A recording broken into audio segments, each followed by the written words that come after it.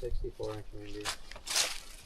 Plan is we're gonna run a wheel sling off the back. We're gonna run a wheel sling right there, pick it up, drag it that way in the back, pull the front over. Once we get it all set up, then this one wheel will be just hanging off right there.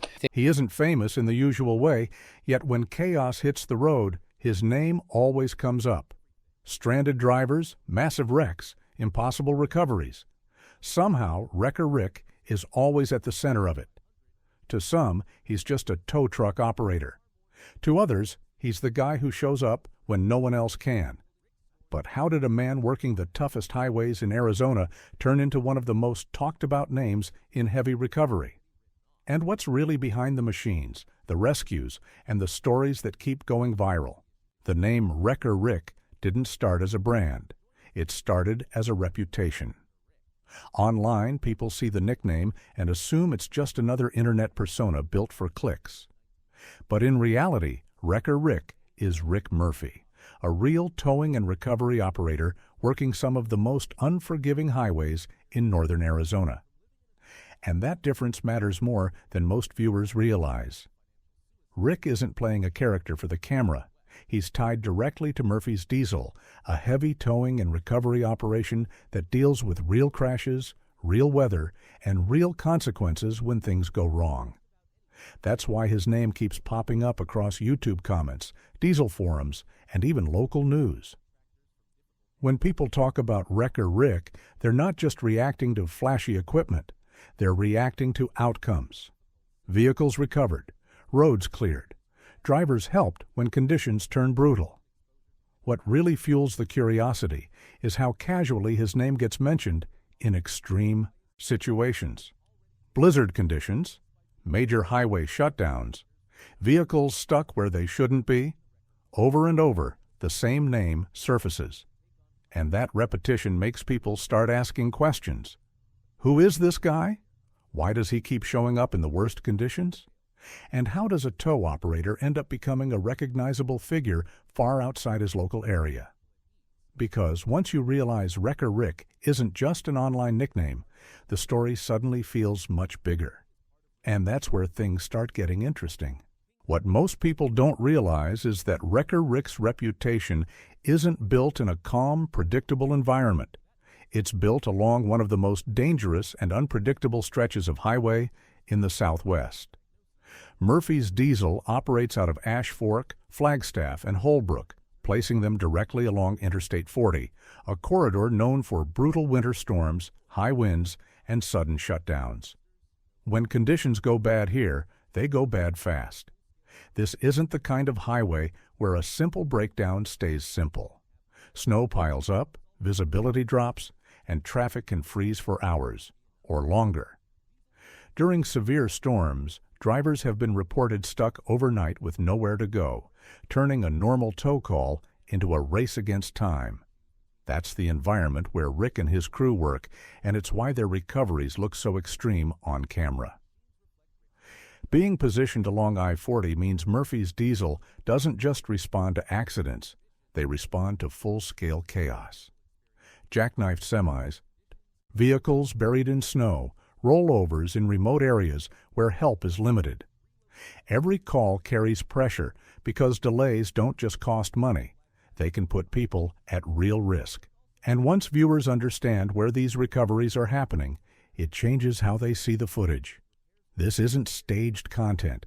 It's a frontline response zone, and that reality sets the stage for the moment that pushed Wrecker Rick's name far beyond the diesel community. Everything changed during one winter storm that turned northern Arizona into a standstill. As heavy snow and ice slammed the region, Interstate 40 shut down, trapping drivers for hours, and in some cases, overnight. What started as a bad travel day quickly turned into a dangerous situation. Temperatures dropped, visibility vanished, and many drivers had no clear idea when help was coming. This was the moment Wrecker Rick's name jumped out of the diesel world and into mainstream attention. Local reports described Rick Murphy stepping in to help dozens of stranded drivers, pulling vehicles out, moving people to safer areas, and working through conditions most people would avoid entirely. Instead of one dramatic rescue, it was the volume that stood out. Call after call, vehicle after vehicle, no breaks. Online, the story spread fast. Viewers weren't just watching heavy equipment in action, they were watching someone actively respond, while others were stuck waiting. Comment. Sections filled with praise, disbelief, and debate about how bad the conditions really were. That mix of relief and controversy only pushed the story further. But what made this moment different was that it wasn't planned or filmed for views. It was documented because it happened. And once people realized that, the narrative around Wrecker Rick shifted. He wasn't just a guy with big machines anymore, he became the symbol of showing up when everything else shut down. And that raised an even bigger question about how he was able to do it at all. At first glance, it's easy to assume Wrecker Rick's success comes down to luck or timing. But the reality is far more calculated and far heavier. The recoveries that made his name recognizable aren't possible without equipment built for situations most tow trucks would never survive. Murphy's Diesel specializes in heavy and off-road recovery, the kind that involves extreme angles, unstable terrain, and vehicles weighing tens of thousands of pounds. One project that cemented their reputation was the build of what's been described as the world's largest off-road wrecker. Built on a heavily modified 1969 Peterbilt, the machine wasn't designed for show. It was designed to reach places normal wreckers physically can't. Massive winches, reinforced frames, and custom components allow it to operate where roads barely exist. When viewers see this rig in action, it changes the scale of what they think recovery work looks like. But the machines alone don't explain the results. Equipment like this demands precision, experience, and trust in every pull. One wrong move can turn a rescue into a disaster. That tension is what keeps people watching, because every recovery carries real risk, not just mechanical failure, but human safety. And once people understand the level of planning behind these machines, a new question starts to surface. If this operation is built so seriously, how did it grow from a local towing company into something the entire internet can't stop watching? What many viewers don't see is that Wrecker Rick's rise didn't happen overnight, and it didn't start with YouTube. Murphy's Diesel began back in 2014, built by Rick and Nikki with one goal in mind: handle the jobs other companies couldn't or wouldn't take. Long before the cameras showed up, the focus was on building a reputation through results, not attention. As the operation expanded across northern Arizona, the jobs naturally became bigger and more unpredictable. More equipment was added, more specialized crews were trained, and with each upgrade, the recoveries became more extreme. That's when the online world started paying attention. The content wasn't polished or staged, it was raw, chaotic, and real. Viewers weren't watching a highlight reel. They were watching problems get solved in real time. This balance between real work and storytelling is what separates Murphy's Diesel from countless other channels. The business didn't bend itself to fit the algorithm. The algorithm bent toward the business. Every video carries real stakes because the outcomes matter whether anyone is watching or not. And as the channel grew, so did the debate. Some praised the grit and transparency. Others questioned the risks, the decisions, and the scale of the operation. But that tension only fueled curiosity. Because when something grows this fast without following the usual influencer playbook, people start wondering what's really driving it. As Wrecker Rick's visibility grew, so did the conversations around him, and not all of them were praise. With every viral recovery and headline moment, comment sections started splitting into two sides. One group saw a crew stepping up when conditions were at their worst. The other started questioning the bigger picture. Why were so many people stranded? Who should have acted sooner? And how much responsibility falls on the people who show up versus the systems that failed before they arrived?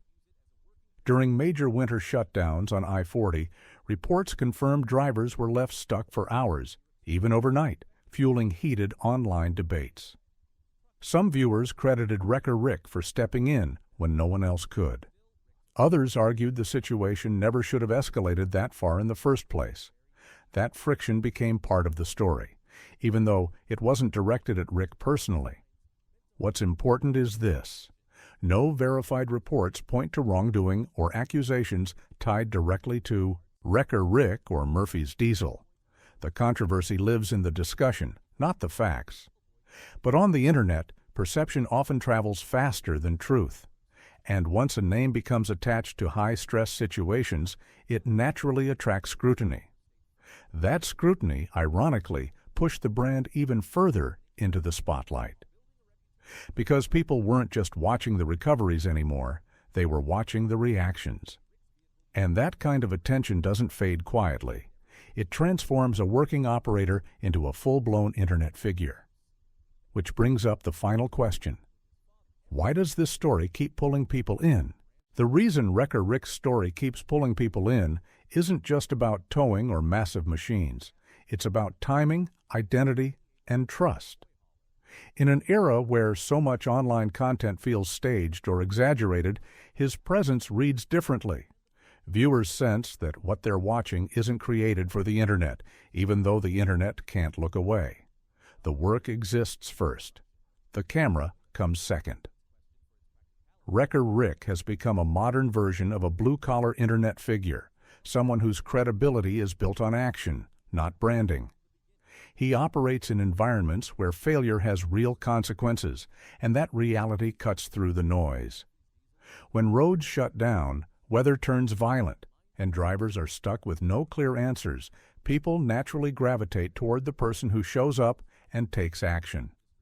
That's a powerful narrative, whether it's intentional or not.